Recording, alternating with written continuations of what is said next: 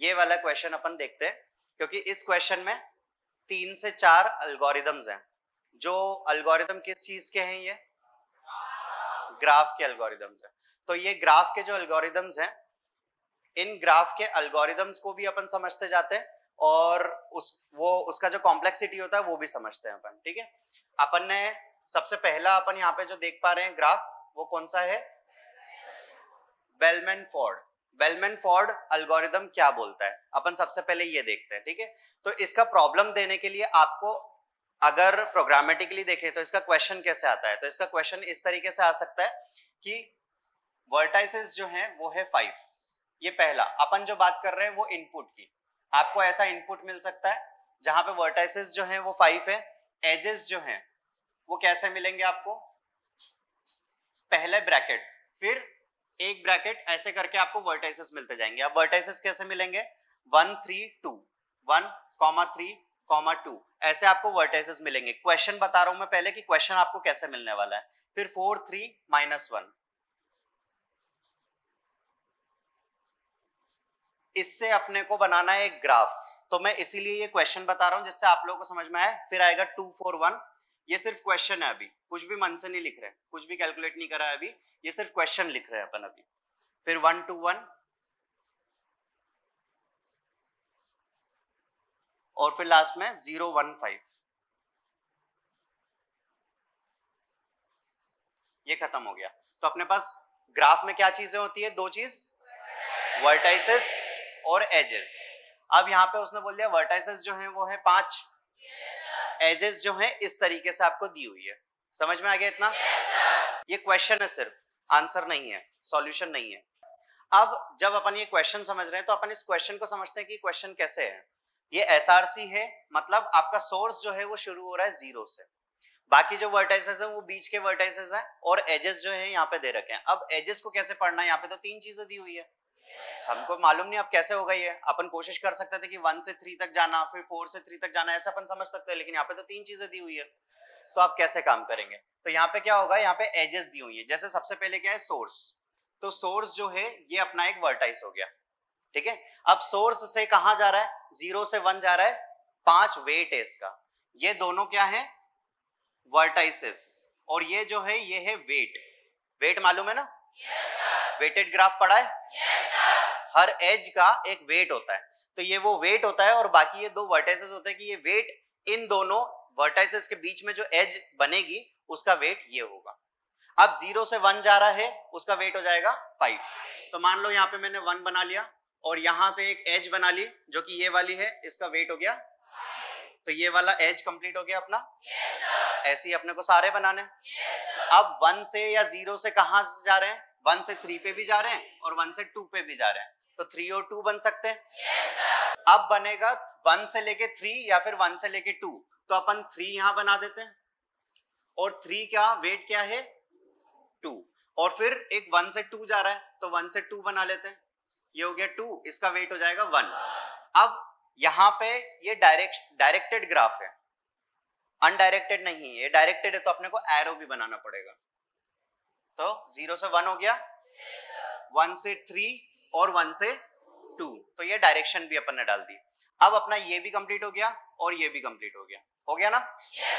Next अपन जाते हैं 2 और 3 से क्या चालू हो रहा है? तो सिर्फ 2 से चालू हो रहा है 4 पे, तो 4 यहां कहीं बना लेते हैं अपन। तो ये 2 से 4 जा रहा है, तो ये वाला कंप्लीट हो गया, इसका वेट हो गया 1। बचा क्या? 4 से 3, तो 4 से 3 यहां बना देते हैं, जिसका वेट क्या है? -1। ये चीज याद रखने की है कि ये नेगेटिव है। समझ में आया? और यहीं पे बेलमैन फोर्ड एल्गोरिदम आता है जो बोलता है कि आप एक सोर्स से सारे नोड का शॉर्टेस्ट पाथ निकाल सकते हो, including minus values also. Weight में नेगेटिव वेट इंक्लूड करके शॉर्टेस्ट पाथ निकाल सकते हो। उसका एल्गोरिदम बेलमैन फोर्ड ने दिया था, जिसको नाम दिया बेलमैन फोर्ड एल्गोरिदम। इतना समझ में आ गया? अब ये बन गया अपना ग्राफ। अब अपन इसमें से निकालेंगे अपना शॉर्टेस्ट पाथ। तो अपन ये क्वेश्चन मिटा देता हूं मैं अभी, सिर्फ ग्राफ रख लेते हैं और उसको अपन सॉल्व करते हैं कि इसका शॉर्टेस्ट पाथ कैसे कैलकुलेट होगा। ये ग्राफ दिख रहा है? इसको सॉल्व करने के लिए क्या करते हैं, पहले आप लिख लो अपना सोर्स। सोर्स के बाद में जितने वर्टाइसेस हैं उसको अपने सीक्वेंस में लिख लो, जैसे 1 फिर 2 फिर 3 और फिर 4, इसके आगे तो है ही नहीं। तो इसको आप कर दो 0, क्योंकि इससे इस पे जाने के लिए तो 0 ही होगा शॉर्टेस्ट पाथ, और कुछ हो नहीं सकता शॉर्टेस्ट। अब आता है 1 2 3 4, तो इसमें वो बोलता है सबसे पहले सबको इंफिनिटी से इनिशियलाइज कर दो, कि हमको अभी नहीं मालूम क्योंकि हमने एक भी इटरेशन नहीं चलाया अभी। समझ में आ गया? अब बताओ 0 से 1 जाने के लिए शॉर्टेस्ट पाथ क्या है? 5 है। तो इसको कट करके क्या कर देंगे? 5। क्या कैलकुलेट करना है? Shortest path. Shortest path calculate करना है, हर चीज में वो ही कैलकुलेट करने वाले हैं अपन। अब 0 से 1 चले गए, 1 से 2 पे जाने का हमारा शॉर्टेस्ट पाथ क्या है? 1। लेकिन 0 से 2 पे जाने का क्या है? 6 है। तो इसको कर देंगे 6, क्योंकि हम सोर्स से जा रहे हैं हर नोड पे। सोर्स से हर नोड पे जाने का शॉर्टेस्ट पाथ निकालने का ये बेलमैन-फोर्ड का एल्गोरिथम है। अब हम 2 तक आ गए, अब 0 से 3 तक जाने का क्या शॉर्टेस्ट पाथ है? 5 + 2, तो ये हो गया 7। फिर आते हैं 4 पे, तो 0 से 4 पे जाने का शॉर्टेस्ट पाथ क्या है? 5 + 1 + 1। यहां से जा सकते हैं क्या? क्योंकि यहां पे डायरेक्शन है ही नहीं इसकी, तो सिर्फ ऐसे ही जा सकते हैं। तो 5 + 1 + 1, तो ये क्या हो गया? 7। क्या ये सारे शॉर्टेस्ट पाथ हैं? नहीं, इसमें एक और पाथ बनेगा। देखो 3 पे जाने का ऐसे गए थे आप डायरेक्ट, तो ये तो दिख रहा है शॉर्टेस्ट पाथ, लेकिन वेट के हिसाब से देखो 5 1 1 7, और यहां गए तो -1 हो गया ना, तो क्या हुआ? तो 0 से 3 जाने का एक और शॉर्टेस्ट पाथ हो सकता है 6। यही एल्गोरिथम है, इसी का कोड लिखना है, और कोड लिख के जब आप इंप्लीमेंट करोगे तो वो बन जाएगा एल्गोरिथम। लेकिन यहां पे आपको कोड लिखने का काम नहीं है, यहाँ पे क्वेश्चन समझ में आना चाहिए और क्वेश्चन सॉल्व होना चाहिए, वो आपका काम है। यहां तक समझ में आया? yes, इटरेशन समझ में आ गए कैसे अपन शॉर्टेस्ट पाथ कैसे कैलकुलेट करें? yes, अब इसके अलावा हमको शॉर्टेस्ट पाथ नहीं मिलेगा। अब जब अपन ने ये समझ लिया है, इसके बाद एक चीज और मुझे बतानी है कि क्या शॉर्टेस्ट पाथ कैलकुलेट करने का एक ही एल्गोरिथम है? नहीं, और भी है। सबसे पहला कौन सा होता है? हाँ, डिजकास्त्रा एल्गोरिथम। ये क्या बोलता है कि आपको सोर्स से सारे नोड के शॉर्टेस्ट पाथ मिल सकते हैं, दैट्स इट। उसमें ये नहीं बोला कि नेगेटिव इंक्लूडेड है, तो यहाँ पे नेगेटिव इंक्लूडेड नहीं है। दूसरा एल्गोरिथम क्या है? बेलमैन-फोर्ड, जो ये अभी अपन ने पढ़ा। और इसके बाद क्या है? इसके बाद क्या है? फ्लॉयड-वर्शल। फ्लॉयड-वर्शल।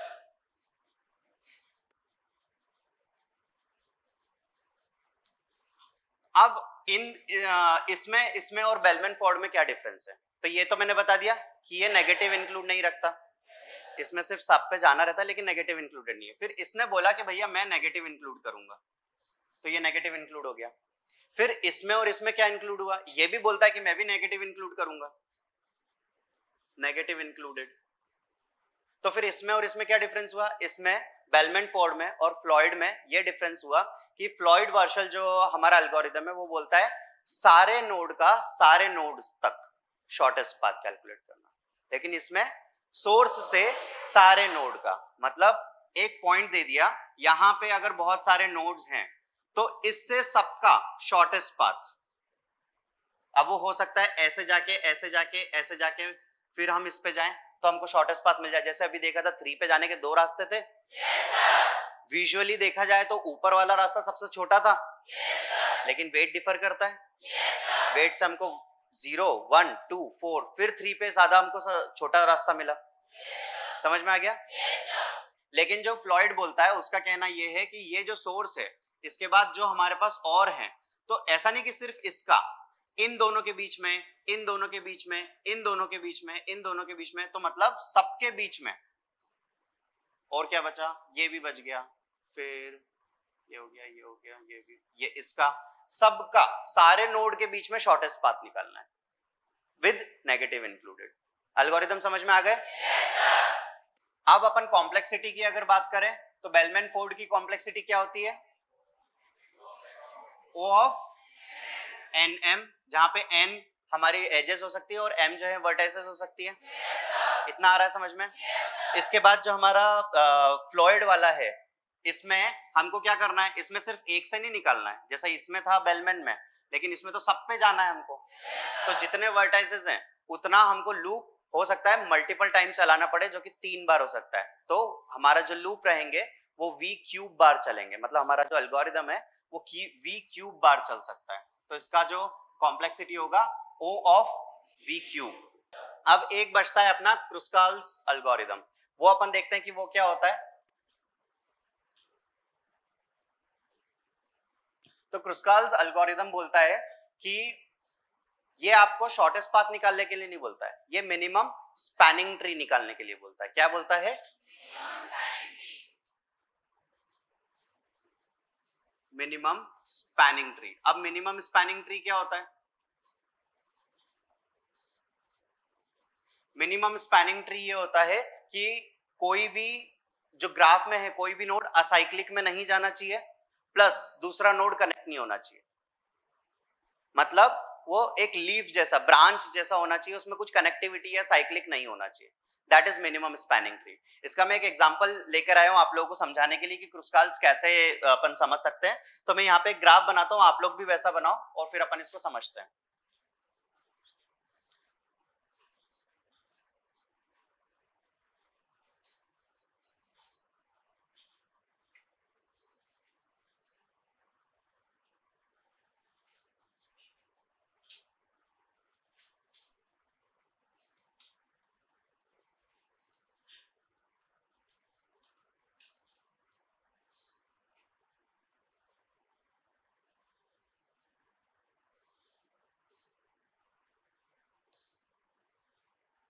ये है अपना एक ग्राफ जिसके ऊपर वेट्स हैं, तो मैं वेट्स भी लिख देता हूं 2 3 3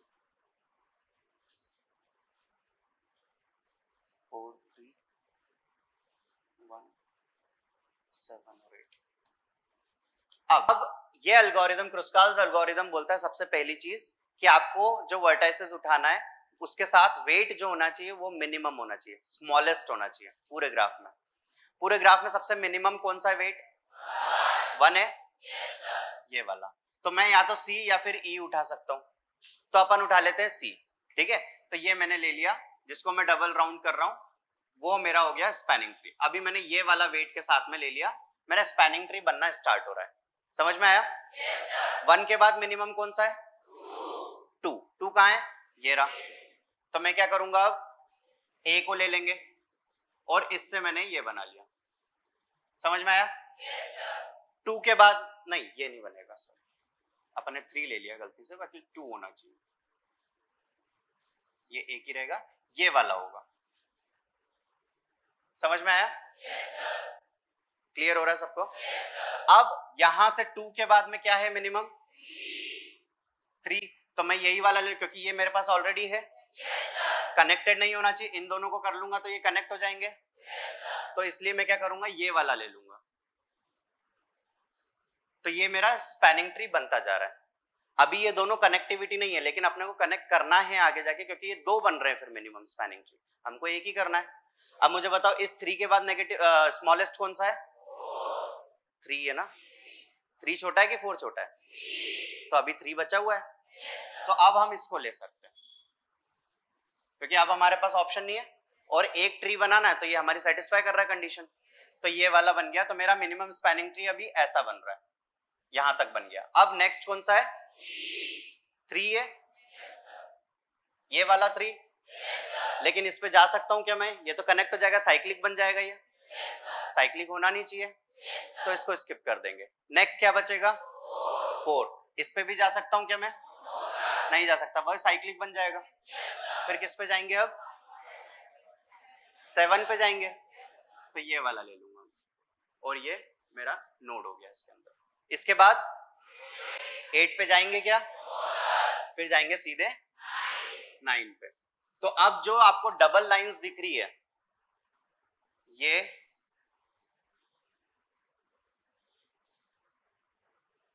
ये बन गया अपना मिनिमम स्पैनिंग ट्री। इसको और अंदर तक ले आओ जिससे कंफ्यूजन नहीं हो। ये समझ में आया?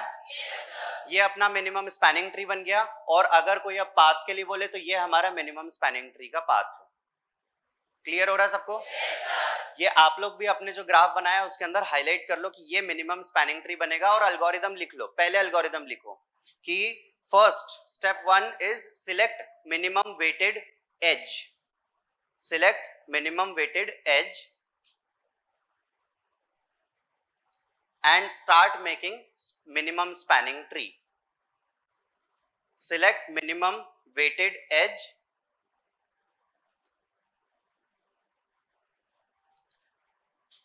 and start making minimum spanning tree. Next, select minimum weighted edge and continue minimum spanning tree. First और सेकंड स्टेप जो लिखे हैं वो सेम ही है। सेकंड स्टेप में 1 को ही अपन वापस कर रहे हैं जब तक वो हमको एक कंडीशन आती है इसमें जो मैंने आपको बताई थी। Condition is the graph should not go acyclic, the graph should not go cyclic. ये लिख लो, condition is equals the graph should not go cyclic, the graph should not go cyclic. ये एक कंडीशन होती है कि साइक्लिक नहीं होना चाहिए, इसलिए नोड कनेक्ट हो रहा है, तब आपको ध्यान रखना है कि वो साइक्लिक होगा या नहीं होगा। सिर्फ इस चीज का ध्यान रखना है, और आप वो प्रोसेस 1 और 2 प्रोसेस करते जाओगे तो अपना ये मिनिमम स्पैनिंग ट्री बन जाएगा। ये था अपना मिनिमम स्पैनिंग ट्री। अब इसका अपना टाइम कॉम्प्लेक्सिटी क्या हो सकता है वर्स्ट केस का? देखो उसको कैसे कैलकुलेट कर रहे हैं, कुछ लोग आंसर दे भी रहे हैं, कुछ लोग नहीं भी दे पा रहे, तो मैं आपको बता देता हूं इसका कैसे कैलकुलेट करना है। हमारे पास 2 चीजें होती है, एक होती है एजेस और एक होती है वर्टाइसेस। अब मुझे ये बताओ कितने वर्टाइसेस को मुझे ट्रेवर्स करना पड़ेगा, किस किस वर्टाइसेस के पास जाना पड़ेगा? अगर मेरे पास n वर्टाइसेस हो तो लगभग सारे पे जाना पड़ेगा क्या? हो सकता है कम पे भी जाना पड़े, तो वो 1 तो नहीं होगा और कंप्लीट n भी नहीं होगा, तो क्या होगा? log n या फिर log v बोल दो, जो भी बोलना है वो बोल दो। log n ले लेते हैं। अब जितनी एजेस हैं, एज के बेसिस पे ही तो क्लिक हो रहा है, अपना मिनिमम स्पैनिंग ट्री कैलकुलेट उस पे ही हो रहा है। तो ये जो अपना ट्रेवर्स हो रहा है इसको मल्टीप्लाई करेंगे कि उसमें कितनी एजेस हैं, क्योंकि हर एज को वर्टाइसेस के पर्सपेक्टिव में अपन विजिट कर रहे हैं, तो यहाँ पे m हो जाएगा, मतलब एज लॉग वर्टाइसेस। ये हमारा टाइम कॉम्प्लेक्सिटी होगा। अब अपन ने टोपोलॉजिकल सॉर्टिंग पढ़ा था पहले, उसकी कॉम्प्लेक्सिटी अपन ने क्या देखी थी? Edges plus vertices worst case में, अगर वो सॉर्टेड नहीं है तो ये उसकी कॉम्प्लेक्सिटी हो गई। मतलब 4 का d होना चाहिए और बाकी 3 अपन ने पढ़ ही लिए। बताओ आंसर कौन सा होगा? ए ही होगा आंसर, तो इसका आंसर ए है। समझ में आ रहा है? नेक्स्ट ये वाला क्वेश्चन पढ़ो और बताओ answer. Consider a simple undirected weighted graph G, all of whose age weights are distinct. सारी weights distinct है। Which of the following statement about the minimum spanning tree of G is or are true? क्या बोला सबसे पहले तो? Consider a simple undirected weight graph G, all of whose edge weights are distinct. Which of the following statement about the minimum spanning tree G is are true? अब अपने पास minimum spanning tree है जिसके weights जो हैं वो distinct है। अब अगर वेट्स डिस्टिंक्ट है तो प्रॉब्लम आएगी नहीं कि इधर से ही साइक्लिक बनेगा या नहीं बनेगा, क्योंकि हम डिसीजन लेते हुए ही जाएंगे। सारे डिस्टिंक्ट है, कभी भी 3 3 3 जैसा इसमें आया था वैसा नहीं आएगा। तो the edge with second smallest weight is always part of any minimum spanning tree. अब अगर वेट अपने पास में 1 2 3 4 5 है तो सबसे पहला वेट कौन सा उठाओगे आप? और उसके बाद कौन सा उठाओगे? उठाना ही रहेगा अपने को। तो वो ये पूछ रहा है कि the edge with the second smallest weight is always part of minimum spanning tree. तो क्या ये सही है? होगा ये, है ना? तो ये वाला तो ट्रू है हमारे हिसाब से। वन और both of the edges with the third smallest and the fourth smallest weight are part of any minimum spanning tree. तो ये तो होगा ही होगा। हो सकता है कि आगे जाके ना हो, लेकिन थर्ड और फोर्थ भी होगा ही होगा। आ रहा है बात समझ में? तो ये भी ट्रू होना चाहिए। अब ये बोल रहा है suppose edge v be such that S is not equals to 0 and S is not equals to vertices, उसका नंबर सेम नहीं होगा. फिर consider the edge with the minimum weight such that one of its vertices is in S and the other is in V'(V/S). Such an edge which will always be part of any minimum spanning tree. तो अगर उसने ये बोला कि हमारे जितने भी हैं, suppose S V such that S is not equals to wedges, S जो है वो edge के बराबर नहीं है और S जो है वो vertices के बराबर नहीं है. Consider the edge with the minimum weight such that one of its vertices is in S. एक उसका vertices S के अंदर है and other in V/S, such that edge will always be part of any minimum spanning tree. तो अपनी जो edges हैं such that edge will always be part of any minimum spanning tree. अब अगर अपन ने जो भी S के अंदर जो edge include हुई, यहाँ पे बोला है ना उसने कि such that one of its vertices is in S, जो एक vertices है वो S में included है. Such an edge, वही edge will always be part of any minimum spanning tree. तो क्या वो minimum spanning tree में होगा या नहीं होगा, ऐसा पूछ रहा है वो. अब यहाँ पे क्या बोला उसने, consider the edge with the minimum weight. Minimum weight S के अंदर इंक्लूडेड है. क्वेश्चन घुमा फिरा के पूछा है लेकिन वो एट द एंड यहाँ पे यही बोल रहा है ना, minimum weight such that one of its vertices is in S. S के अंदर मिनिमम वेट वाली एज है, तो क्या वो मिनिमम स्पैनिंग ट्री के अंदर होगा? यही अपन ने देखा जब सेकंड थर्ड फोर्थ तो अपन ने देखा, तो फर्स्ट तो होगा ही होगा, क्योंकि अपन स्टार्ट वहीं से ही कर रहे हैं, वहीं से ही स्टार्ट करें ना. एल्गोरिथम का फर्स्ट पॉइंट क्या होता है? मिनिमम वेट उठाओ सबसे पहले, उसका वर्टाइसेस उठाओ, यही होता है. तो ये भी ट्रू होगा. Next, G can have multiple minimum spanning tree. क्या ये पॉसिबल है? मिनिमम एक ही होगा, सेकंड मिनिमम या थर्ड मिनिमम हो सकता है, सेकंड मिनिमम भी मोर देन वन हो सकता है, लेकिन मिनिमम एक ही होगा. समझ में आ रहा है? तो ये वाला फॉल्स होगा. तो इसके आंसर क्या होने चाहिए? A, B और C. ये समझ में आया लॉजिक जो मैंने बताया? Next question, what does the following algorithm approximate. Basically ये एल्गोरिथम अप्रोक्सीमेट क्या दे रहा है, मतलब ऑन अ हाई लेवल ये बता क्या रहा है, इसका निष्कर्ष क्या है ऑन अ हाई लेवल. इसका आंसर नहीं पूछा उन्होंने पूछा इसका निष्कर्ष क्या होना चाहिए. तो यहाँ पे बोला assume M is greater than 1 and E is greater than 0. M is greater than 1, E is greater than 0. अब उसने बोला है X की वैल्यू M में असाइन कर दी, Y की वैल्यू 1 से इनिशियलाइज कर दी. तो X की वैल्यू अब यहाँ पे आप देख रहे हो कि चेंज हो रही है, लेकिन M की वैल्यू कहीं पे भी चेंज नहीं हो रही है. तो M सिर्फ इनिशियलाइजर था. समझ में आ गया? और जब आप नीचे देखोगे तो यहाँ पे क्वेश्चन में आंसर किस हिसाब से पूछा है आपसे?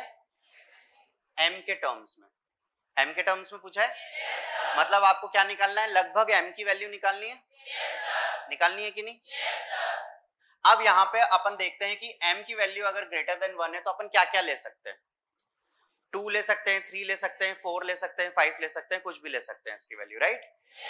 मैं बोलता हूँ इसकी वैल्यू अगर अपन 9 से स्टार्ट करें, जैसे 10 हो जाएगी वैल्यू, तो उसमें ऑलरेडी बड़ी वैल्यूज निकल के आ सकती है, क्योंकि यहाँ पे आप देख रहे हो कि मल्टीप्लाई, डिवीजन, प्लस डिवीजन सारी चीज है. तो अपन 9 से स्टार्ट करते हैं. x is equals m is equals 9, ये अपन ने स्टार्ट करा. और y की वैल्यू क्या दी है? 1. ड्राई रन बताया था मैंने शुरू में एक बार, इसको ड्राई रन करना स्टार्ट करते हैं अपन. m है, x है और y है. अब यहाँ पे हमारा जो ये जो e है इसको अपन 0 समझ लेते हैं, जस्ट आपको क्लियर करने के लिए. बाकी e ही है यहाँ पे, है ना? प्रोग्राम में e ही आएगा, लेकिन आपको क्लियर करने के लिए मैं सिर्फ 0 से कंपेयर कर रहा हूं. तो सबसे पहले हमारी कंडीशन क्या है? x minus y greater than 0, ये हमारी कंडीशन है. समझ में आ गया? अब जब ये हमारी कंडीशन है तो अभी जो हमने अज्यूम करी है वैल्यूज, जैसे 9, 9 और y की वैल्यू 1, ये तो हमको गिवन है. अब इस हिसाब से अगर अपन आगे चले ये वाली कंडीशन के हिसाब से, तो क्या वो सही है क्या? जैसे x 9 minus y is greater than 0, तो ये सही है. इस हिसाब से अगर आगे बढ़े तो ये क्या बोल रहा है व्हाइल लूप में? व्हाइल लूप तब तक चलेगा जब तक ये 0 नहीं हो जाते. x और y की वैल्यू डिफरेंस करने में 0 नहीं हो जाते या उससे छोटे नहीं हो जाते, तब तक चलेगा ये। समझ में आ गया? अब यहाँ पे x की वैल्यू कैलकुलेट करना है। x की वैल्यू कैसे कैलकुलेट हो रही है? x plus y divided by 2। x की वैल्यू और y की वैल्यू दिख रही है? क्या आंसर आएगा इसका? 5। y की वैल्यू क्या होगी? m by x. m की वैल्यू क्या है और x की वैल्यू क्या बची? ये समझ में आ रहा है? x की वैल्यू अपडेट हो गई। कोई कोई शुरू में 9 ले लेता है कि 9 डिवाइडेड बाय 9 हो जाएगा 1। नहीं, अब x की वैल्यू अपडेट हो गई क्योंकि अपन ने ये जो सेंटेंस करा था इसके बाद हो गई x की वैल्यू 5। तो यहाँ पे y की वैल्यू क्या होगी? 9 डिवाइडेड बाय 5 क्या आएगा? 1.8 आएगा। आई थिंक आएगा कि नहीं आएगा? 1.8 आएगा ना। अब अगर अपन आगे बढ़े तो यहाँ पे लूप खत्म हो रहा है, वापस से स्टार्ट होगा लूप, फिर से चेक करेंगे। अब हमारे x और y की वैल्यू चेंज हो गई, x और y की हुई लेकिन m वो का वही है क्योंकि m पे कोई ऑपरेशन नहीं हुआ है। जब x और y की वैल्यू अपन ने चेंज करी तो वापस से कैलकुलेट हो गई है। x की वैल्यू क्या है? 5 माइनस 1.8, तो ये ग्रेटर देन 0 है, मतलब चलेगा आगे। अब x की वैल्यू वापस कैलकुलेट करेंगे, x प्लस y कितना होगा? 6.8 डिवाइडेड बाय 2, तो ये हो जाएगा 3.4। अब y की वैल्यू कैलकुलेट करेंगे, m by x 9 by 3.4, 90 by 34 होगा 2.6, 2.6 ये निकल के आ गया। अब वापस से अपन देखेंगे 3.4 माइनस 2.6 कितना होगा? कितना होगा? 0.8। तो ये जाएगा क्या? अब ग्रेटर देन 0 है, 0 भी नहीं है और लेस देन भी नहीं है, तो जाएगा ये। अब इसके x की वैल्यू वापस कैलकुलेट करते हैं तो क्या आएगी? 6/2 है ना, 6/2 3 हो जाएगी, ये हो गई 3। अब y की वैल्यू क्या आएगी? 9 डिवाइडेड बाय 3 3 हो जाएगा, तो 3 और 3 हो गई। वापस चेक करेंगे 3 माइनस 3 ग्रेटर देन 0, तो ये तो अब सेटिस्फाई नहीं होगी, मतलब अब आगे नहीं जाएगा। अब अगर इसी के साथ अपन देखें कि हमारे लास्ट में x की वैल्यू क्या थी, अपन ने शुरू में क्या अज्यूम करी थी? 9। और हमारे y की वैल्यू क्या थी? सॉरी m की वैल्यू क्या हो गई? वो भी 9 है। तो अगर अपन m इज इक्वल्स x को रखें, ये हमारे पास इक्वेशन है, और अगर m की वैल्यू अगर अपन 9 रखते हैं तो हमारा m is equals 3 to the power 2 हो जाएगा, जिसको अपन और क्या लिख सकते हैं? m is equals m 1/2 is equals 3। ये अपन ने कैलकुलेट करा, अभी लास्ट में 3 आई हमारी x की वैल्यू, तो इसका आंसर क्या आएगा? m 1/2, m to the power 1/2। Next, तो ये वाला क्वेश्चन अपन एक बार देखते हैं कि कैसे होगा, ठीक है। The keys 12, 18, 13, 2, 3, 23, 5 and 15 are inserted into initially empty hash table of length 10। एक हैश टेबल है 10 की, यहाँ पे अपने को वो 4 ऑप्शन में 10 साइज की हैश टेबल दी हुई है। अब उसने ये पूछा है using open addressing with hash function. याद है हैश फंक्शन कैसे होता था? पहले एक हैश फंक्शन मिलता है, उससे हम एड्रेस कैलकुलेट करते हैं कि ये कौन सी टेबल में कौन से स्लॉट में जाएगा, और अगर वो स्लॉट भरा हुआ है तो क्या करते थे? प्रोबिंग करते थे, ध्यान है, लीनियर प्रोबिंग। फिर उसमें +1 कर देते हैं, फिर नीचे देखते हैं, फिर +1 कर देते हैं, फिर नीचे देखते हैं। हो सकता है उसका डबल हमको हैश फंक्शन भी मिल जाए, मतलब एक हैश फंक्शन फिर एक बार हैश फंक्शन, तो हमको डबल हैश फंक्शन भी लगाना पड़ सकता है। ध्यान है या नहीं? मैं वापस समझा देता हूं। हैश फंक्शन में क्या होता है कि आपको एक हैश फंक्शन दिया होता है, hash k h of k, मतलब जो वैल्यू इंसर्ट करनी है वो है k, और हैश मतलब एक हैश फंक्शन जहां पे k mod 10, मतलब ये जो है ये एक फॉर्मूला है एड्रेस फाइंड करने का, ठीक है। मैं यहाँ पे एक टेबल बना लेता हूं, ऑप्शंस वाली यूज नहीं करते हैं, जिससे आप लोगों को क्लियर होगा।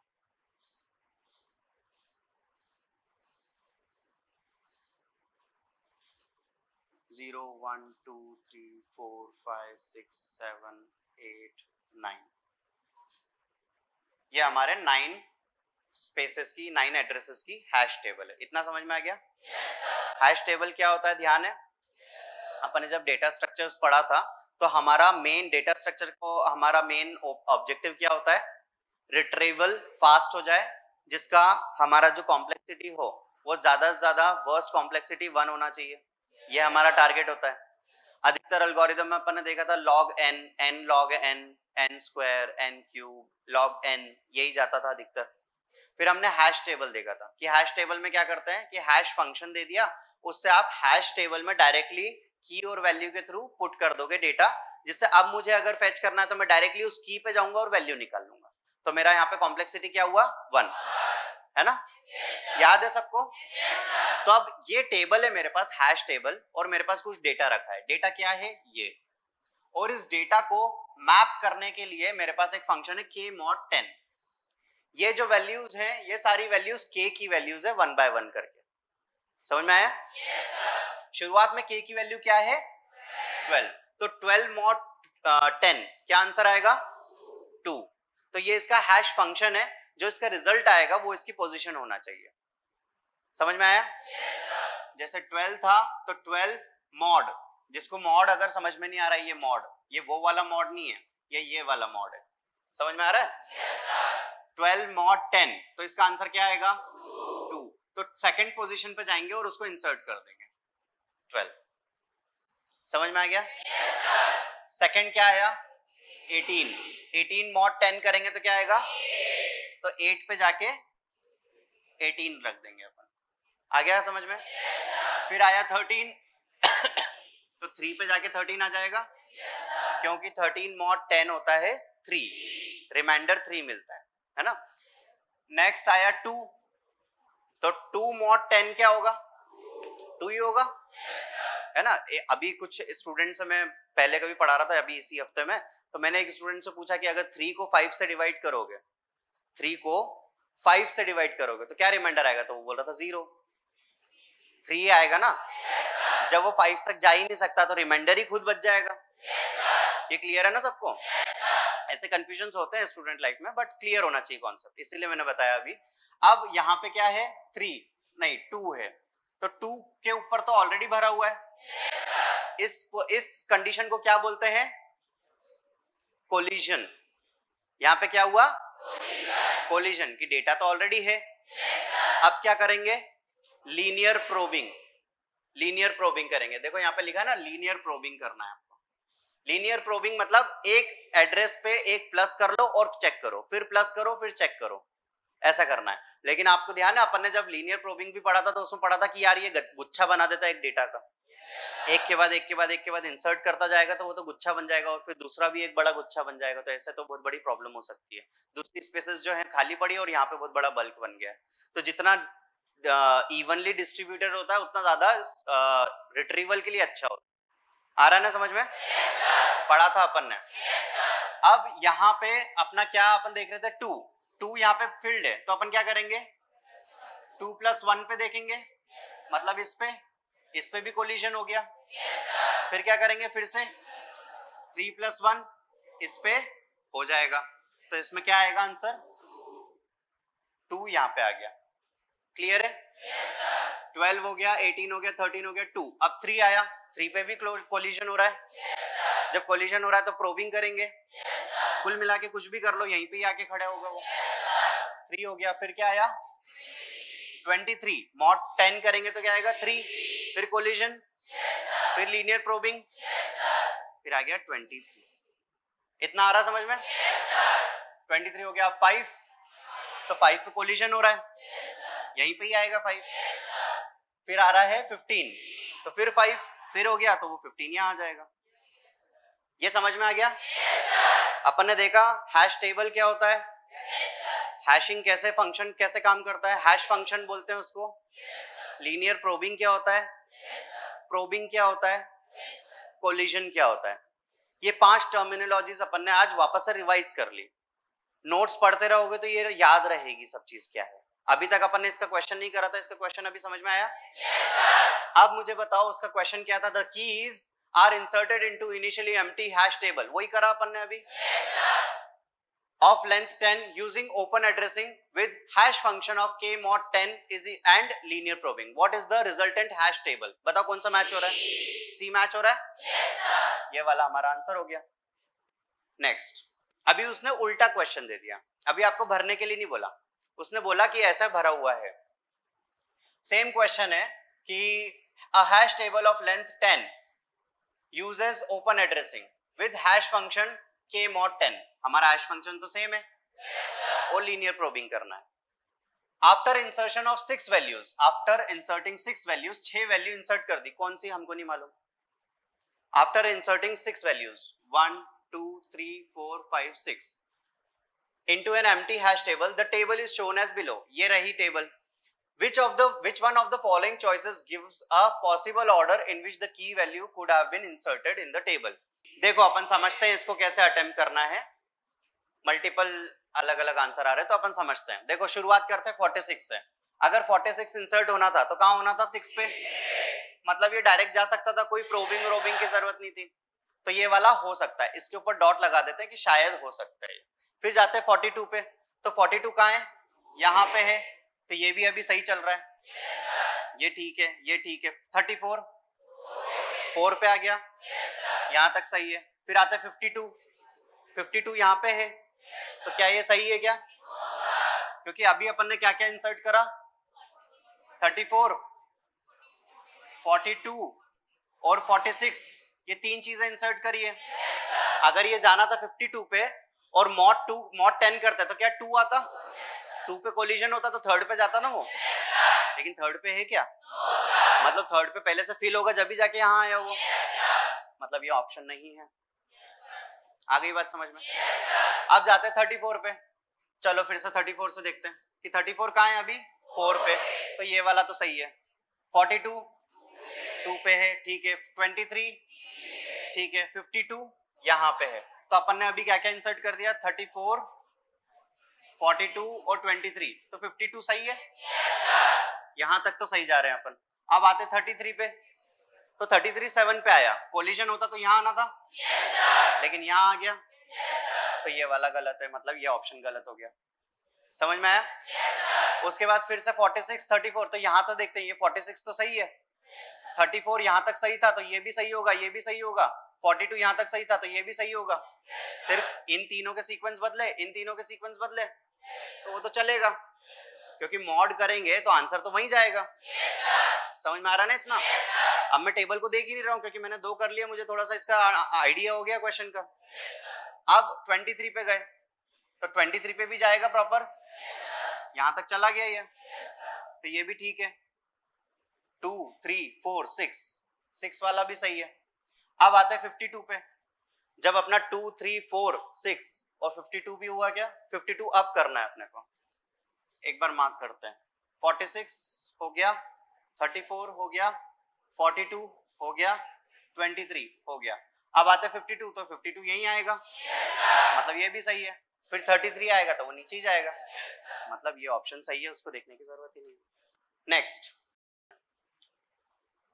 ये बोल रहा है how many different insertion sequence of the key value using the same hash function. मतलब सेम हैश फंक्शन यूज करना है. And linear probing will result in the hash table shown above. तो ये जो टेबल शो करी हुई है, इसी टेबल को इन्हीं फंक्शन के साथ, इन्हीं की वैल्यू के साथ में अगर इंसर्ट करने जाएंगे तो कितने पॉसिबल वेज है, कितने पॉसिबल वेज है. तो अगर अपन इनमें से देखें तो ये 2 3 4 और 6, ये टोटल कितने हुए? 4. ये है सही जगह पे? मतलब सबसे पहली फुर्सत में अपने को ये 4 डाल देने चाहिए. जिनको डालने का तरीका एक ही है, इससे ज्यादा तरीके तो होंगे नहीं. अब वो किसी भी सीक्वेंस में लाओ, लेकिन तरीका एक ही है. तो ये तो अपने हो गए 4 तरीके, जिसको अलग प्रोबेबिलिटी या पॉसिबिलिटी में कैलकुलेट करने की जरूरत नहीं है. अब अदर वेज जो है वो सिर्फ 52 और 33 के लिए है. कि 52 मान लो ये 33 नहीं था, ये 33 यहां नहीं था, तो 52 को डालने के कितनी जगह थी? 1 2 3 4 5 और 6. तो 6 तरीके थे इसको 52 को इंसर्ट करने के. 6 तरीके थे ना। अब मान लो ये 53 यहाँ पे 52 क्या था 52 ना, हाँ 52 अपन ने इंसर्ट कर दिया, 52 भी इंसर्ट हो गया। अब क्या बचा, सिर्फ 33 को इंसर्ट करने के कितने तरीके बचे, 1 2 3 4 5 तरीके बचे। तो टोटल एक इंसर्ट करने के लिए 6 तरीके और दूसरे को इंसर्ट करने के 5 तरीके, टोटल कितने तरीके हुए। तो इसका आंसर क्या होगा, सी इसका आंसर होना चाहिए। नेक्स्ट क्या बोला है उसने, consider a hash table with 100 slots, मतलब जो टेबल बनाते हैं वैसे 100 स्लॉट्स है अपने पास, कितने 100। Collisions are resolved using chain assuming simple uniform hashing, simple uniform hashing जो अपन अभी तक करते आ रहे हैं। what is the probability that the first 3 slots are unfilled after first 3 insertions, first 3 insertion हो चुके हैं, समझ में। मतलब अगर अपने पास में टेबल है तो उसमें फर्स्ट सेकंड थर्ड ये जा चुके हैं, अब बच रहे हैं इतने कंप्लीट, कितने बच रहे हैं ये 97 बच रहे हैं। अब फर्स्ट एलिमेंट, इन 3 के बाद में फर्स्ट एलिमेंट को इंसर्ट करने के कितने वेज है, कितने प्रोबेबिलिटी क्या है उसकी 97/100 ये होगी ना उसकी। What is the probability, probability 97/100 होगा। अब मान लो ये भी फिल हो गया, कोई सा भी एक फिल हो गया, अब कितने बचे, अब सेकंड नेक्स्ट आइटम को इंसर्ट करने की कितनी प्रोबेबिलिटी है 96/100 और नेक्स्ट को करने की, तो उसने ये तो बोला first 3 slots after are unfilled after first 3 slots, समझ में आया। 3 को भरने के बाद में हमारी क्या क्या प्रोबेबिलिटीज होंगी, तो ये निकलेगी ऑप्शंस में से कौन सा दिख रहा है, सी, तो हमारा सी आंसर है। Next, the breadth first search algorithm has been implemented using the Q data structure, Q data structure से किया है हमने इसको। अब which one of the following is possible order of which of visiting the node in the graph below, graph को visit कर रहे हैं, एक एक नोड को विजिट कर रहे हैं, क्यू में है ये, और ब्रेड्थ फर्स्ट सर्च के हिसाब से हम लोग ट्रेवर्सल कर रहे हैं। तो ये सीक्वेंस दिए हुए हैं कुछ ऑलरेडी। अब ये सीक्वेंस के हिसाब से अपन देख लेते हैं, अगर अपन अपने हिसाब से देखने जाए तो अपना आंसर निकल ही सकता है, लेकिन अपन इसके हिसाब से देख लेते हैं कि इसने फर्स्ट कौन सा उठाया है, क्योंकि यहाँ पे आपको समझ में आ रहा है रूट कौन सा है नहीं मालूम है, तो अपन इसके हिसाब से देखते हैं एक बार। एम के बाद में एन जाना है, एन के बाद ओ जाना है, ओ के बाद पी, पी के बाद क्यू, क्यू के बाद तो आर डायरेक्टली है क्या, तो ये न गया, समझ में आ गया। फिर एन क्यू, तो एन से क्यू आ गए, फिर बोल रहा है एम, यहां से यहां चले गए, फिर बोल रहा है पी, पी जा सकते हैं डायरेक्टली, नहीं जा सकते क्योंकि कोई एज ही नहीं है वहां पे, तो ये भी गया। नेक्स्ट क्यू, क्यू से स्टार्ट कर रहा है, क्यू से स्टार्ट करा कहां जा रहा है एम पे, तो एम पे चले गए, फिर बोल रहा है एन, तो एन पे आ गए, फिर बोल रहा है आर, तो आर पे जा सकते हैं, फिर चलो से स्टार्ट करते हैं दूसरे से, पी यहां से स्टार्ट करेंगे ओ पे, तो यहां आ गए, फिर बोल रहा है क्यू, तो क्यू पे भी है, क्यू से एन, एन पे आ गए, फिर एम, एम पे आ गए, और फिर तो ये हमारा आंसर होना चाहिए। Next, binary search tree T contains n distinct element, एक ट्री है जिसके अंदर n डिस्टिंक्ट एलिमेंट्स है। What is the time complexity of picking an element t that is smaller than maximum element of t? What is the complexity of picking an element t that is smaller than maximum element t? एक tree अपन ऐसा लेते हैं,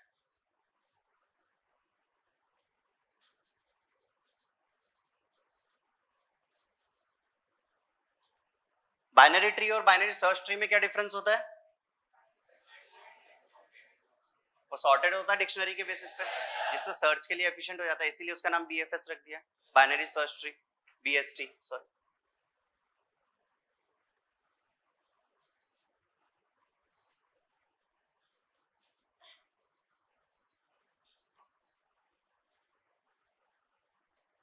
अब इसमें maximum कहाँ है,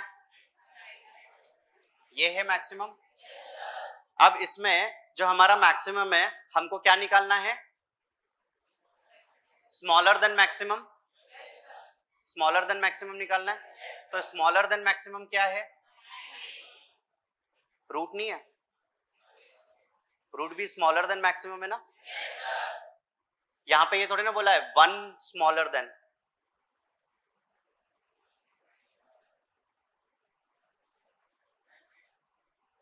language समझ रहे हो क्वेश्चन की? What is the time complexity of picking an element in T that is smaller than maximum element of T? अरे तो रूट तो हमेशा स्मॉलर होगा ना मैक्सिमम से, कि नहीं होगा? होगा ना? कि नहीं होगा? अगर एक एलिमेंट भी है ट्री में तो भी स्मॉलर देन मैक्सिमम निकाल सकते हैं क्या? वहां पे तो पॉसिबल ही नहीं है, वहां पे तो सिर्फ मैक्सिमम ही बचेगा। लेकिन अगर दो एलिमेंट भी हैं तो हमको स्मॉलर देन मैक्सिमम निकालने में क्या करना है? रूट पे चले जाना है, क्योंकि अगर रूट पे कोई मैक्सिमम एलिमेंट हुआ तो भी हमको जाने के लिए कितनी बार? एक बार नीचे उतरना पड़ेगा। और अगर मान लो लेफ्ट में ट्री जा रहा है या फिर राइट में ट्री जा रहा है, कहीं पे भी हमको स्मॉलेस्ट एलिमेंट पे जाना है तो हमको सिर्फ रूट पे जाके नीचे यहाँ पे उतरना है या फिर यहाँ उतरना है। तो कॉम्प्लेक्सिटी क्या होगी? 1 होगी ना? हमको नीचे उतरने की जरूरत नहीं। आप बोल रहे हो 90 निकालना है, 90 की बोला ही नहीं उसने। 1 लेस देन थोड़ी ना बोला उसने मैक्सिमम, उसने लेस देन मैक्सिमम बोला, जो कि रूट पे मिल सकता है कि नहीं मिल सकता है? किसी भी ट्री पे जाओगे तो आपको मिल जाएगा रूट पे। रूट पे नहीं भी मिला तो एक नीचे लेफ्ट या एक नीचे राइट उतरोगे आपको मिल जाएगा। समझ में आ रहा है? अगर आपके ऐसा ट्री भी हुआ जिसको बोलते हैं लेफ्ट स्क्यू ट्री, और यहां पे आपको मैक्सिमम मिलेगा क्या? हाँ, क्योंकि ये बाइनरी सर्च ट्री है, यहां पे सारे लेस देन होंगे ना रूट से, तो ये मैक्सिमम हुआ। मैक्सिमम से छोटा कहां मिलेगा? इधर एक नीचे उतर जाओ मिल जाएगा। अगर अपना राइट स्क्यूड हुआ तो कहां मिलेगा मैक्सिमम के? मैक्सिमम से कम खुद रूट, क्योंकि यहां पे तो सारे बड़े हैं ना, सारे बड़े हैं यहाँ पे सारे बड़े मिलेंगे नीचे, तो ये खुद ही मिल जाएगा। तो इसकी कॉम्प्लेक्सिटी क्या होगी? था ट्रिकी क्वेश्चन? समझ में आया? लैंग्वेज इसकी ट्रिकी थी, इसलिए आप लोग 90 तक जाने की कोशिश कर रहे थे कि 90 तक कैसे पहुंचे। 91 तो मैक्सिमम है। अब उसने बोला मिनिमम उससे छोटा, तो छोटा तो आप 90 तक जा रहे थे, छोटा 90, ये भी तो छोटा ही है। वहां तक जाओ फिर यहाँ पे आ जाओ, कोई सेंस नहीं है ना। एफिशिएंट की बात कर रहे हैं तो एफिशिएंट क्या मिलेगा अपने को? रूट या रूट से एक नीचे। अब मैक्सिमम राइट स्क्यूड या लेफ्ट स्क्यूड पे भी चले जाओगे तो भी मैक्सिमम एक नीचे जाना आपको आंसर मिल जाएगा। या तो नीचे मैक्सिमम होगा या फिर ऊपर मैक्सिमम होगा या नीचे मैक्सिमम नीचे मिनिमम मिलेगा। समझ में आया कॉन्सेप्ट? क्या बोलना चाह रहा हूं मैं? तो इसका आंसर क्या होगा? डी। आगे समझ में? Next, let G be a graph with n vertices and m edges. What is the tightest upper bound of running time of depth first search on G when G represents an adjacent matrix? Adjacent matrix के साथ में अगर अपन DFS depth first search लगाते हैं तो हमारा इसमें time अपर tightest upper bound क्या निकलेगा? वो निकलेगा हमारा n²। Next, the pre order traversal of binary search tree. Binary search tree मतलब रूट जो है वो मिडिल एलिमेंट होगा, छोटे इधर बड़े इधर। ये क्लियर है ना? बाइनरी सर्च ट्री की बात कर रहे हैं, वहां पे प्री ऑर्डर गिवन दिया हुआ है, यहां तक ऐसा दिया हुआ है, मतलब ये जो दिया हुआ है ये है प्री ऑर्डर ट्रेवर्सल। अगर प्री ऑर्डर ट्रेवर्सल करोगे तो ये आएगा। अब बोल रहा है the post order traversal of the tree is, इनमें से कौन सा पोस्ट ऑर्डर है? कि प्री ऑर्डर ट्रेवर्सल क्या होता है? अगर अपने पास ऐसा ट्री है तो सबसे पहले प्री ऑर्डर कर रहे हैं अपन। प्री ऑर्डर का मतलब होता है पहले रूट, फिर लेफ्ट और फिर राइट। और ये बाइनरी सर्च ट्री है। बाइनरी सर्च ट्री मतलब यहाँ के जो रहेंगे जितने भी वो सारे लेस देन ऑफ रूट होंगे और जितने यहाँ पे होंगे वो सारे ग्रेटर देन रूट होंगे। ये क्लियर है? ये दो चीजों का फैक्ट अगर आपको याद हो गया है, समझ में आ गया है, तो आप इसको इजीली कर सकते हो। अपन समझते हैं। सबसे पहले क्या करना है? रूट।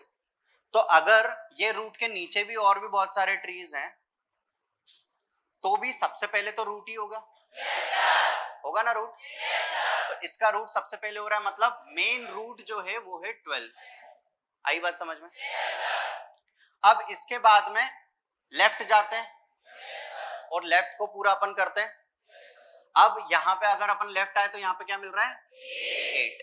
लेकिन एक चीज और नोटिस करना, 8 के बाद में जो एलिमेंट है वो है छोटा, और उसके बाद भी जो एलिमेंट है वो और छोटा है। मतलब यहाँ पे इस तरीके से लीफ बनती हुई आएगी। तो यहाँ पे 8 है, मतलब ये भी एक रूट है, ये भी रूट है। वैसे ही 6 भी एक रूट होगा, 6 भी एक रूट है, और फिर 6 और 2 है यहाँ पे। तो 2 कहां जाएगा? 6 के नीचे जाएगा या इधर जाएगा? इधर ही जाएगा। तो ये 2 आ गया, इतना बन गया। तो अपना 12 हो गया, 8 हो गया, 6 हो गया, 2 हो गया। अब 7 कहां जाएगा? राइट में, क्योंकि अपन अब इसकी बात कर रहे हैं। 6 रूट था, 2 जो था वो लेफ्ट था, अब राइट में 7 आ जाएगा। तो ये 7 हो गया, ये हो गया राइट। तो हमारा ये वाला ट्री कंप्लीट हो गया। लेकिन ये वाला ट्री कंप्लीट हुआ, इसी के साथ में इस वाले ट्री का लेफ्ट पार्ट हो चुका है। रूट पहले ही कर लिया था और लेफ्ट पार्ट हो चुका था। अब क्या करेंगे? राइट। तो यहां पे अब जो चालू होगा वो क्या होगा? राइट। क्लियर है इतना? और यहाँ पे अगर कंपेयर भी करेंगे तो इससे छोटा और कुछ नहीं है, यहाँ पे सब कवर कर चुके हैं अपन। तो 9 जो है वो यहाँ आ जाएगा, 9 हो गया अपना। उसके बाद में क्या है? 10 यहाँ आएगा कि यहाँ आएगा? राइट में आएगा। तो यहाँ पे लेफ्ट है ही नहीं, तो वो सीधे राइट कर लेगा। तो राइट भी हो गया। फिर आया 16, तो 16 इसके इधर चला जाएगा। कहाँ जाएगा? Main root. मेन रूट को मत भूल जाना, वो तो 12 ही है। 12 के नीचे क्या आएगा? 16। अब 16 के इधर भी 15 है ना? लेकिन ये क्या है? प्री। तो सबसे पहले रूट करते हैं। तो यहाँ पे जैसे अपन ने 8 और 6 रखे थे, वैसे यहाँ पे 16 आएगा, क्योंकि रूट सबसे पहले ट्रेवर्स होता है।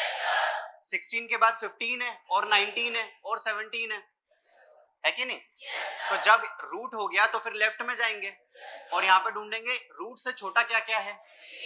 सिर्फ 15 है, तो यहाँ पे सिर्फ 15 आ जाएगा। अब 15 भी हो गया। अब क्या बचा? 19 और 17। तो यहाँ पे अभी क्या ट्रेवर्स किया है? 19 को। 17 को किया है क्या? नहीं किया है। लेकिन यहाँ पे जब 19 भी अपन करेंगे तो ये 17 16 से तो बड़ा है, मतलब राइट में ही आएगा। लेकिन उसने ट्रेवर्स पहले 19 को किया है, तो ये तो रूट होना चाहिए। अब 17 जो छोटा है, मतलब वो लेफ्ट में होना चाहिए।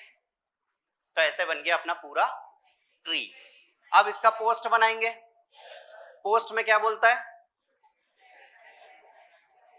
लेफ्ट, राइट और फिर रूट, है ना? अब अगर इसी में अपन सबसे पहले लेफ्ट देखें तो सबसे लेफ्ट कौन सा होगा? 2। तो यहाँ पे 2 से स्टार्ट कौन कौन से हो रहे हैं? ये और ये। तो ये हट गया, ये हट गया। आई बात समझ में? अपना 50-50 तो यही हो गया। अब 2 के बाद क्या होगा? राइट 7 आएगा। तो 2 के बाद 7 सिर्फ इसमें आ रहा है, ये आंसर हो गया। Next, the worst case, in the worst case, the number of comparisons needed to search a singly linked list of length m for a given element is n होगा। क्यों होगा वो एक बार अपन डिस्कस कर लेते हैं, जिसको नहीं समझ में आया वो। लिंक लिस्ट क्या होती है? हमने देखा था ऐसी लिंक लिस्ट बनती है डॉट डॉट डॉट, और ये मान लो nth नोड है। यहाँ पे भी नोड होते हैं, ये मान लो 0th नोड है, फर्स्ट नोड है, ऐसे करते करते n नोड है ये पूरा 1 2, और ये कनेक्टेड होता है नेक्स्ट आइटम से, और ये होता है लास्ट में नल से। ये लिंक लिस्ट है। भूल तो नहीं गए ना? ऐसा मत करना एग्जाम टाइम में, अभी पिछला भूल जाओ और आगे का याद रखो, है ना? अब इसमें अगर हमारे पास n एलिमेंट्स हैं तो वो बोल रहा है एक आइटम को सर्च करने का वर्स्ट केस क्या हो सकता है? सबको जाना पड़ेगा, सबके ऊपर जाना पड़ेगा, इसके ऊपर फिर इसके ऊपर, फिर ऐसे करते करते सबके ऊपर जाना पड़ेगा। मेरा लूप कितनी बार चलेगा?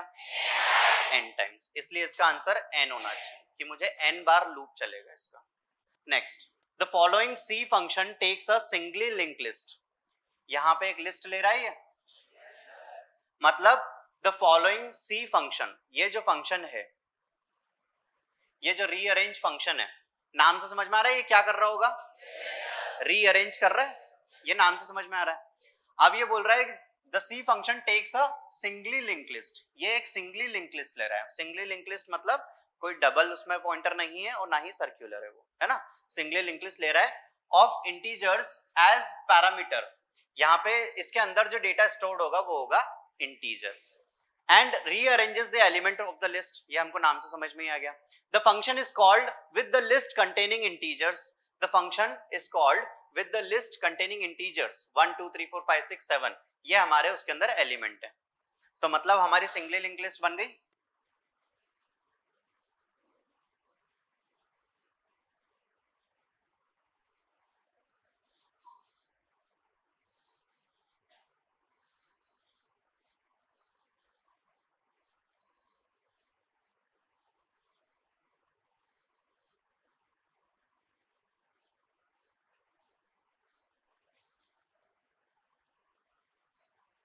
ये सिंगली लिंक लिस्ट भी बना दिया मैंने।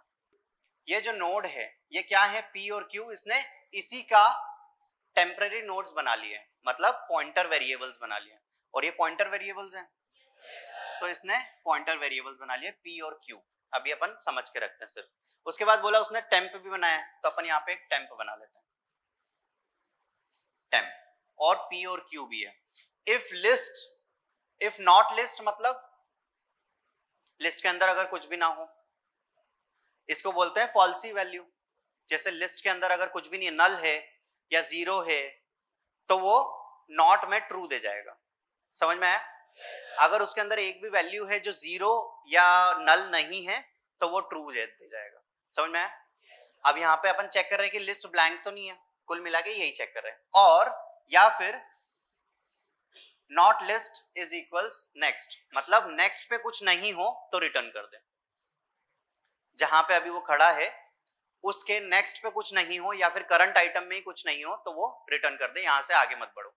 लेकिन ये कंडीशन तो नहीं है, हमारे लिस्ट में एलिमेंट्स हैं बहुत सारे, और करंट लिस्ट अपन ने देखा ना, यहाँ पे क्या मिला अपने को? लिस्ट। तो मतलब लिस्ट वेरिएबल जो है वो किसको पॉइंट कर रहा है? कौन से नोड को पॉइंट कर रहा है? फर्स्ट को। आपको ध्यान है, मैंने बताया था आपको कि एरे में इंडेक्स 0 से क्यों चालू होता है? उसका आंसर ये था कि एरे का जो नाम वाला वेरिएबल होता है, अगर आपने ए नाम रखा है वेरिएबल का, तो जो एरे के अंदर अपन इनिशियलाइज करते हैं, अगर अपन इंटरनली देखें तो एरे के नेम के अंदर फर्स्ट एलिमेंट का एड्रेस सेव हो जाता है, जिसको क्या कर सकता है? आगे बढ़ सकता है एक एक करके, है ना।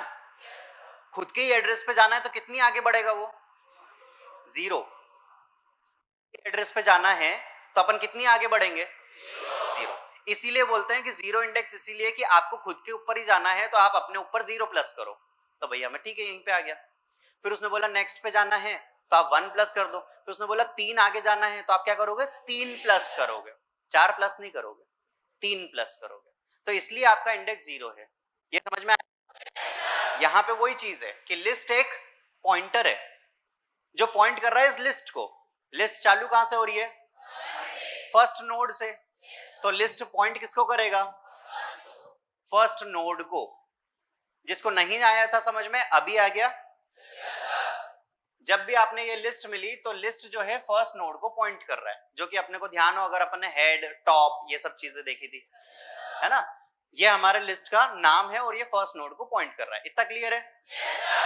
नेक्स्ट आगे बढ़ते हैं। तो यहाँ पे लिस्ट, नॉट लिस्ट में ट्रू तो मिल नहीं सकता क्योंकि ये किसी को पॉइंट कर रहा है। इसमें ना ही नल है ना ही 0 है, तो ये नहीं, आगे ये यहाँ पे सेटिस्फाई नहीं होगा। फिर उसने बोला लिस्ट ऑफ नेक्स्ट, इसके नेक्स्ट में कुछ नहीं है क्या? है, तो ये भी नहीं होगा कुछ भी, ये रिटर्न नहीं करेगा, मतलब ये नहीं चलेगा ना। कंडीशन में गया लेकिन बाहर आ गया। अब यहां पे चेक करेंगे P इज इक्वल्स लिस्ट, इसका मतलब क्या हुआ?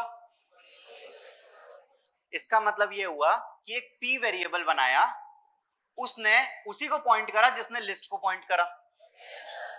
ध्यान है वो उस जगह मैंने पॉइंटर बताया था, वो कहानी ध्यान है? यहां से पॉइंटर अपन ने चलाया था, तो मैंने क्या बोला था, वहां पे एक वेरिएबल है और मैं यहां से उसको पॉइंट कर रहा हूं। अब अगर किसी को कॉपी करना है जो यहाँ पे आके खड़ा हो गया और मैं बोल रहा हूँ भाई जहां जो काम मैं कर रहा हूँ वो तू भी कर, तो वो क्या करेगा, मुझे कॉपी कर लेगा। कॉपी कर लिया मतलब मैं जिसको पॉइंट कर रहा हूं वो भी उसको पॉइंट करेगा, तो हम दोनों उसी को पॉइंट कर रहे हैं। समझ में आया ना? ये कॉपी का ही स्टेटमेंट है, कॉपी हो गया। पी का टाइप क्या था, पॉइंटर वेरिएबल। लिस्ट का टाइप क्या था, अब दोनों में कॉपी होगा तो एड्रेस ही कॉपी होगा। तो पी भी लिस्ट को पॉइंट कर, फर्स्ट नोड को पॉइंट कर रहा है। इतना क्लियर हो गया? आगे बढ़ते हैं। Q is equals list of next. Q का टाइप क्या है, पॉइंटर, मतलब वो भी पॉइंट करने के लिए खड़ा है। किसको किसको पॉइंट करूं, किसको पॉइंट करूं, पूछ रहा है वो। अब उसको बोल दिया भैया एक काम कर, जो लिस्ट है ना, लिस्ट के नेक्स्ट को पॉइंट कर दे। अब नेक्स्ट जो है वो इसको पॉइंट कर रहा है, तो Q कहां पे आ जाएगा, 2 को पॉइंट करेगा। इतना क्लियर हुआ? वापस अगर समझाऊं, P is equals list, P और लिस्ट दोनों पॉइंटर है। लिस्ट ऑलरेडी किसी को पॉइंट कर रहा था, P को बोला भैया जो लिस्ट कर रहा है वो तू भी कर ले, तो P ने वापस उसी लिस्ट के फर्स्ट नोड को पॉइंट करना चालू कर दिया, क्योंकि लिस्ट भी फर्स्ट नोड को पॉइंट कर रहा था।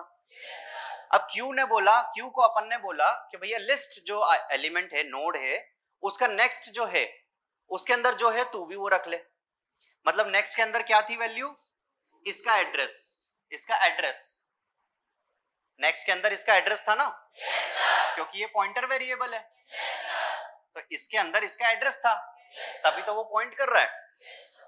तो जो Q है वो इसको पॉइंट करने लग गया, मतलब उसने इस वैल्यू को कॉपी कर लिया, तो वो भी इसको पॉइंट करने लग गया।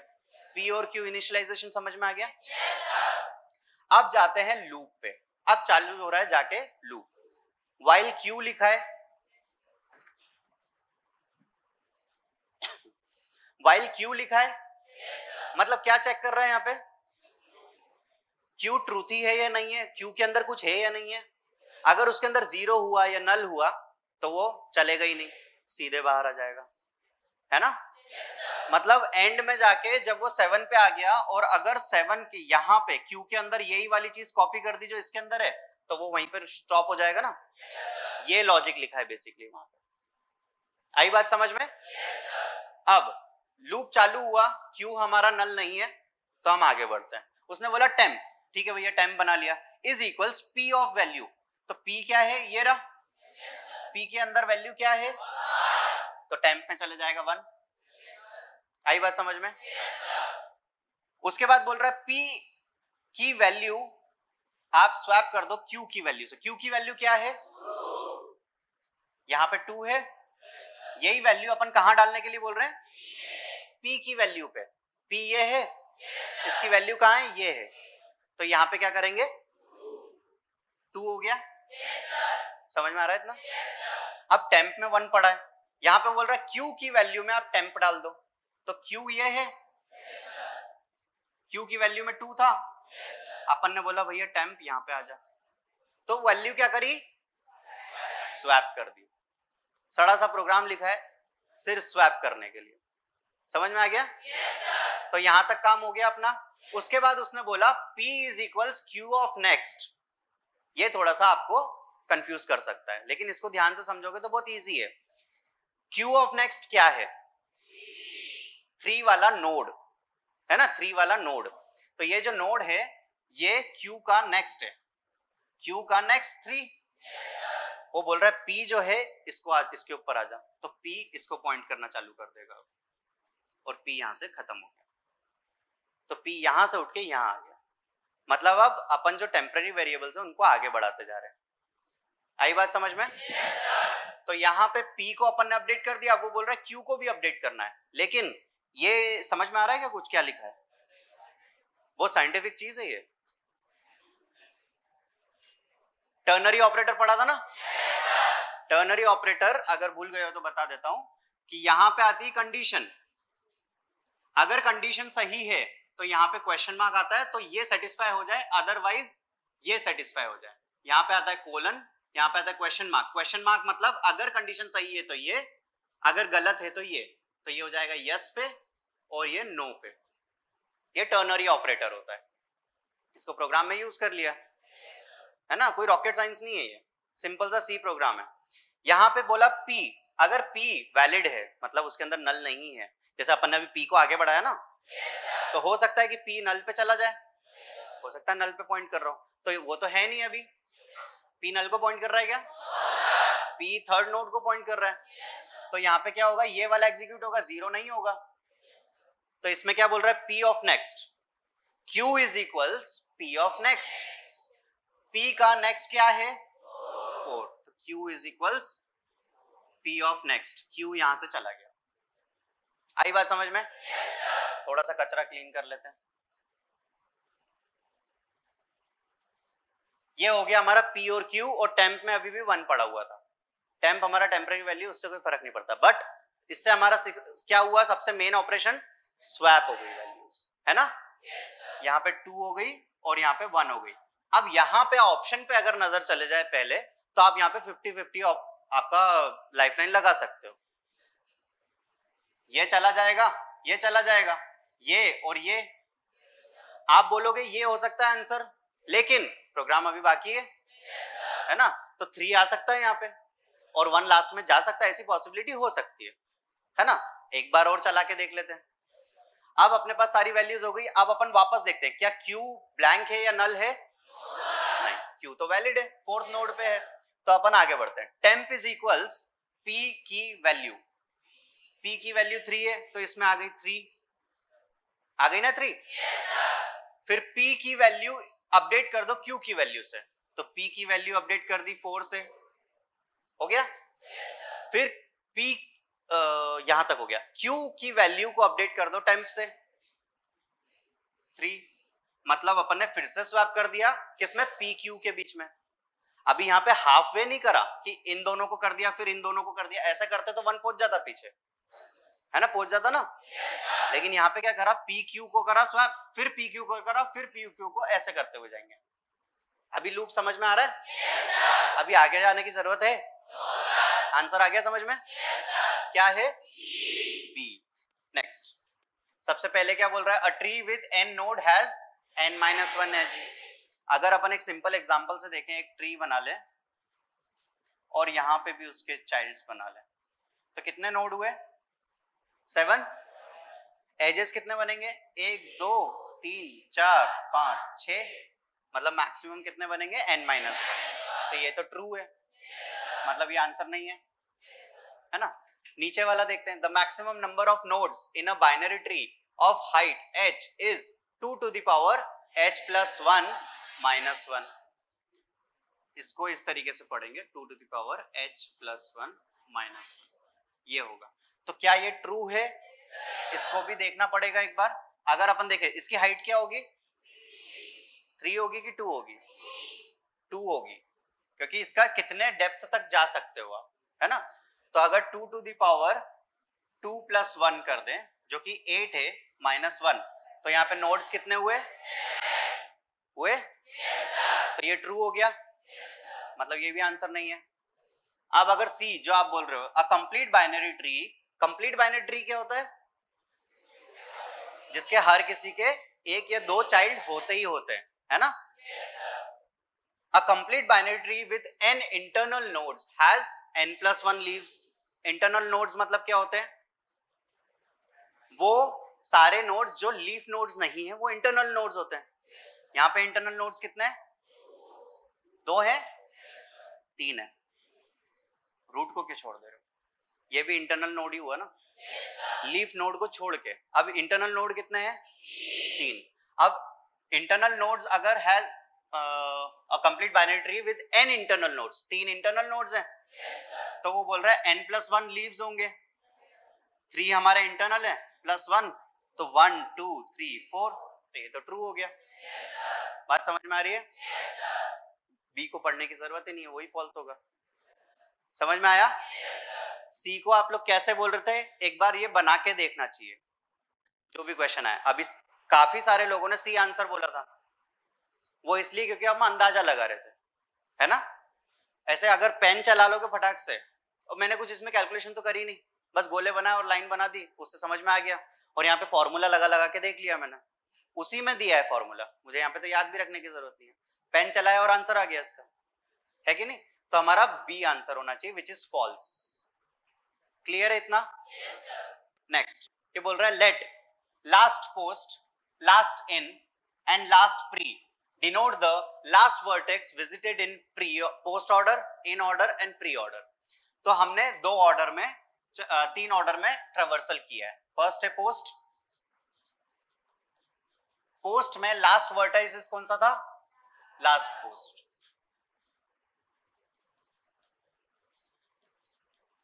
ये लास्ट वर्टाइसिस है ना। इन ऑर्डर भी करा है हमने, तो इन ऑर्डर में हमारा लास्ट कौन सा था? Last in, last in. फिर हमने करा प्री ऑर्डर में, प्री ऑर्डर में हमारा क्या था? Last pre. मतलब इससे कंफ्यूज मत हो कि वो क्या बोल रहा है, ये last pre, last in, last post, हमको तो कुछ नहीं मालूम। इसका मतलब ये है कि आपके पास ऐसे मान लो एक ट्री है, जब आपने पोस्ट ट्रेवर्सल किया तो जो लास्ट वर्टाइसिस था, जैसे मान लो ए, बी और सी, तो अगर आपका पोस्ट आप करोगे इस पे पोस्ट, तो इसमें क्या होगा? सबसे पहले बी, फिर सी, फिर ए, तो बी सी ए, यहीं पे लिख लेते हैं बी सी ए, ये बन गया। तो ये ए की जो वैल्यू है क्या वो ये है? ये वो बोल रहा है ना, ये सिर्फ रिलेशन है उसका। ये लास्ट पोस्ट जो लिखा है इससे कोई मतलब नहीं है, इसका कोई डेफिनेशन नहीं होता, इसका टर्मिनोलॉजी नहीं है, जस्ट इसने इसी क्वेश्चन में टर्मिनोलॉजी बना दी कि denote the last vertex visited in post, in and pre order. समझ में आया? yes, sir. अब इन, इसी के अंदर इन करो, BAC, ये होगा yes, sir. तो वो बोल रहा है ये जो C है ये लास्ट इन है, ठीक है? नेक्स्ट फिर आ गया प्री, प्री में क्या होगा? ABC। अब लास्ट में बोल रहा है of a complete binary tree which, अच्छा कंप्लीट बाइनरी ट्री है, कंप्लीट बाइनरी ट्री मतलब सारे लीफ नोड प्रेजेंट होंगे, कोई भी मिसिंग नहीं होगा। Next which of the following is always true? क्या लास्ट इन लास्ट पोस्ट के बराबर है? तो लास्ट इन मतलब ये वाला C, C और लास्ट पोस्ट A, क्या ये बराबर होंगे? तो ये तो गलत हो गया, समझ में आ गया? नेक्स्ट लास्ट इन और प्री, इन और प्री में लास्ट सेम है क्या? मिल गया answer. Next a queue is implemented using non circular singly link list. एक क्यू को इंप्लीमेंट किया है लिंक लिस्ट से, समझ में आया ना? The queue has a pointer and a tail pointer, ये हेड है और ये टेल है। As shown in the figure let n denote the number of nodes in the queue, total number of nodes n है। let nq be implemented by inserting a new node at the head, यहां पे क्या होगा? nq, nq मतलब क्या होता है? Insertion, nq यहां पे होगा। वैसे ही dq जो होगा वो कहां पे होगा? टेल पे, तो वो dq यहां पे होगा, ठीक है? इतना समझ में आ गया? yes, कुछ है ही नहीं समझने लायक, ये तो हमको मालूम है। Next, which one of the following is the time complexity of the most time efficient implementation of the NQ and DQ respectively for this data structure?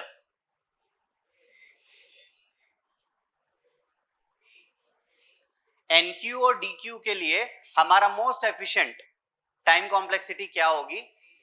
Respectively NQ और DQ के लिए, मतलब अगर ये सारे जो हैं ये NQ के लिए, ये सारे जो हैं DQ के लिए, क्या होगा? ए होगा आंसर। कैसे होगा ये आंसर? एनक्यू करना है तो हमको 1 समझ में आ रहा है, तो ये सही है। डीक्यू के लिए गए तो डायरेक्ट जा सकते हैं क्या? एरे है क्या ये कि साइज -1 पे चले गए, हो गया। लिंक लिस्ट है प्लस क्यू है, समझ में आ रहा है? तो हमको लास्ट तक तो जाना ही पड़ेगा, तो हमको एन तो चाहिए ही चाहिए यहाँ पे, तो वो कौन सा ऑप्शन में है? तो बी सही होगा ना? समझ में आया?